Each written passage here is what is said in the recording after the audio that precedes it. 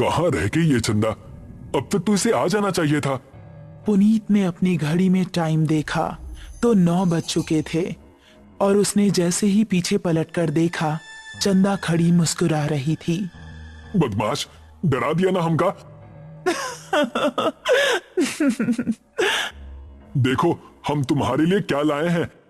ऐसा कहकर उसने अपनी जेब से एक डिबिया निकाली।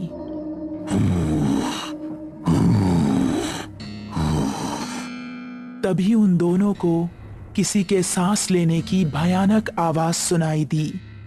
कौन है? ठीक सामने बरगद के पेड़ के नीचे उनको किसी आदमी का अक्स नजर आया। कौन है? सामने आओ। ये सुनकर भी वो आदमी सामने नहीं आया और जोर जोर से सांस लेने लगा। अभी देखते हैं कौन ससुरा है। ये कहकर पुनीत उसके पास जाने लगा। जैसे ही पुनीत उसके पास पहुंचा, उसने भी 2 कदम आगे बढ़ाकर पुनीत का गला पकड़ लिया। उसको देखकर पुनीत और चंदा दोनों का दिल दहल गया। उस आदमी की गर्दन कटी हुई थी और थोड़ी सी खाल में अटकी लटक रही थी। चंदा चिल्लाई और गांव की तरफ ऐसी भागी कि उसने पलटकर नहीं देखा। गांव पहुंची तो उस टाइम पुनीत के पिता घर के बाहर थे। अरे चंदा बिटिया, इतनी डरी हुई काहे लग रही हो? वो पुनीत। चंदा ने हाफते हुए उनको पूरी कहानी सुनाई। पुनीत के पिता ने अपने साथ कुछ आदमियों को लिया और चंदा उन सभी को लेकर उसी जगह पर पहुंच गई। यही जगह थी वो जहां उसने पुनीत को पकड़ा था। उन लोगों ने इधर उधर नजरें घुमाई तो कोई आसपास नजर नहीं आया। तभी चंदा की गर्दन पर ऊपर से कुछ टपका। उसने हाथ लगाकर देखा तो वो खून था। पेड़ की डाली के ऊपर पुनीत की बिना गर्दन की लाश टंगी हुई थी और उससे खून टपक टपक कर नीचे गिर रहा था। शहर से दूर एक छोटा सा गांव सरूपुर, रात के समय सभी अपने अपने घरों में आराम कर रहे थे। बाबूजी, हम जरा अपने दोस्त महेश से मिलकर आ रहे हैं। उसकी तबीयत जरा ठीक नहीं है ना? ठीक है, लेकिन जल्दी आना। जी बाबूजी। ऐसा कहकर वो खुश होता हुआ घर से निकल गया। आज तो सारे दोस्त मिलकर मस्त पार्टी करेंगे, मजा आ जाएगा। जंगल का रास्ता पकड़ लेता हूँ, जल्दी पहुंच जाऊंगा। अभी वो जंगल में आगे बढ़ ही रहा था कि पीछे से उसको आवाज आई। अकेले ही पार्टी करने जा रहे हो? हमका साथ लेकर नहीं चलना है क्या? अरे अर्पणा और दिव्या, तुम दोनों क्यों हर बार हमारे पीछे पड़ जाती हो?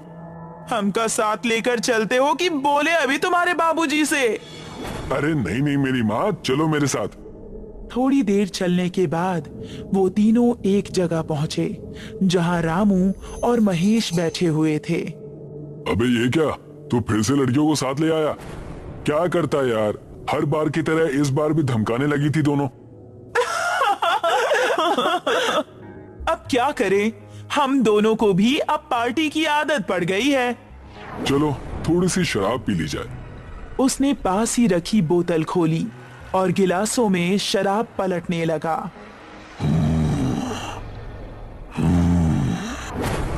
तभी उनको किसी के सांस लेने की आवाज सुनाई दी। उन्होंने देखा तो पांचों के रोंगटे खड़े हो गए। सामने से कठमुंडू चलता हुआ आ रहा था। उन्होंने कदम बढ़ाए ही थे कि तभी कठमुंडू ने दिव्या को पीछे से पकड़ लिया। उसने दिव्या को इतनी जोर से कसा कि उसके मुंह से खून निकल गया। बाकी चारों अब बेहद डर गए और वहां से भाग निकले।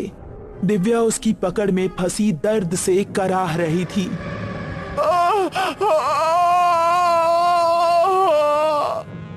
उसने दिव्या को जमीन पर धक्का दिया और उसके ऊपर आ गया।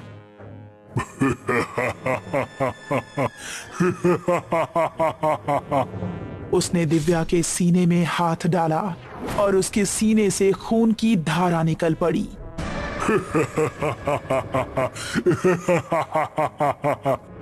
बाकी चारों इतना डर चुके थे कि उनको खबर भी नहीं थी कि वो किस दिशा में भाग रहे हैं। वो काफी देर तक भागते रहे। अब अपर्णा की हालत खराब हो चुकी थी। वो आ जाएगा, रुकने का समय नहीं है। ऐसे कब तक भागते रहेंगे? हम जा कहाँ रहे हैं, कोई बताएगा? हम रास्ता भूल चुके हैं, हमें नहीं पता कि गांव किस तरफ है। क्या कह रहे हो तुम? फिर तो हम सबका बचना नामुमकिन है। तभी पेड़ के ऊपर से एक हाथ आया और उसने महेश का गला पकड़ लिया। ये हाथ कठमुंडू का ही था। राकेश ने महेश का पैर पकड़कर उसे बचाना चाहा, लेकिन कठमुंडू ने उसको पूरी तरह से ऊपर खींच लिया और वो तीनों चिल्लाते हुए वहां से भाग निकले। वो देखो, सामने वो घर, उसके अंदर चलते हैं। वो तीनों एक घर के अंदर घुस गए और राकेश ने जल्दी से दरवाजा बंद कर दिया। तभी कोई जोर जोर से दरवाजा पीटने लगा। तीनों का शरीर इस समय बुरी तरह से कांप रहा था। दरवाजे की धम धम उनके दिल को दहला रही थी। तभी खिड़की से कठमुंडू का एक हाथ अंदर आया और उसने अपर्णा का हाथ पकड़ लिया।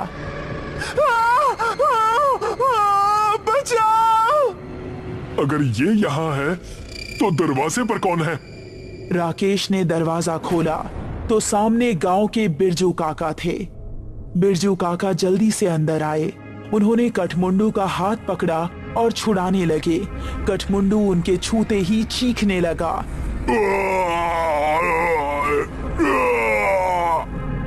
वो चीखता चिल्लाता हुआ वहां से भाग गया। तुम ठीक तो हो अर्पणा? मैं ठीक हूँ, शुक्रिया बिरजू काका। तुम लोग यहाँ करने क्या आए थे, वो भी इस समय?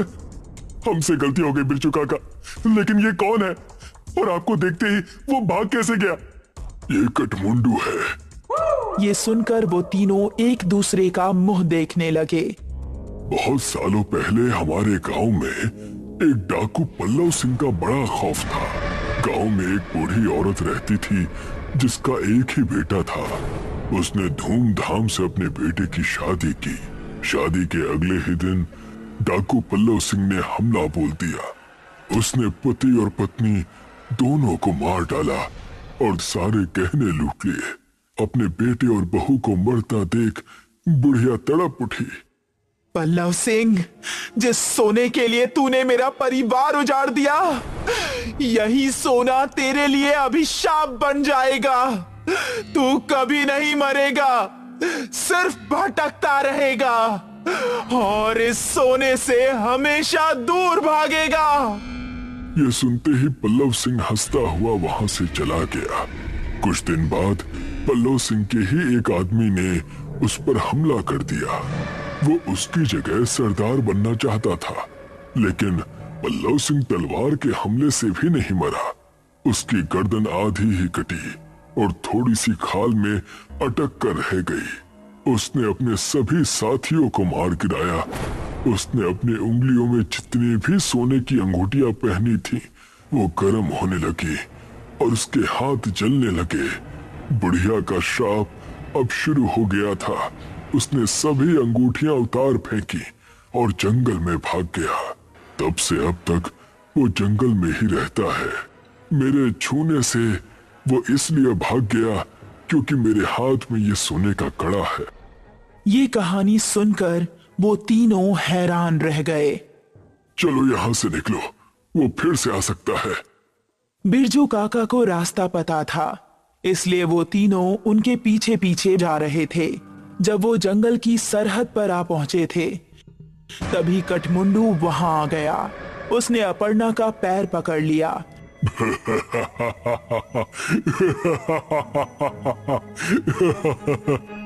तभी राकेश ने बिरजू काका के गले पर नजर डाली। उनके गले में एक सोने की चेन भी थी। उसने चेन को उनके गले से उतारी और कठमुंडू की टूटी हुई गर्दन में डाल दी। उसने चेन को गले से उतारने के लिए जैसे ही छुआ तो उसके हाथ भी जलने लगे।